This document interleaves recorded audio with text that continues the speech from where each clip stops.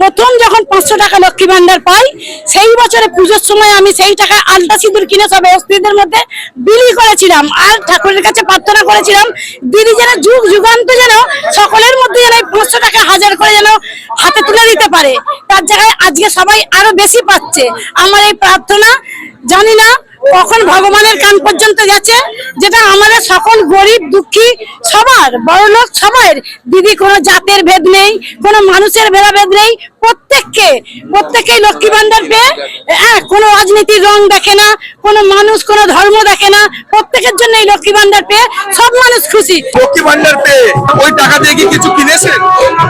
হ্যাঁ, কিনেছি, নিজের জন্য কিছু কিনি, টুকটাক সবাইকে টুকটাক দিয়ে কাজে লাগাই। প্রথম লক্ষ্মী ভান্ডার পেয়ে আমরা ঠাকুরের মন্দিরে পুজো দিয়েছিলাম, দিয়ে তারপরে আলতা সিঁদুর কিনে সবাইকে দিয়েছি। আর দিদি দিয়েছে, দিদিকে আমরা পায়ে হাত দিয়ে প্রণাম করবো।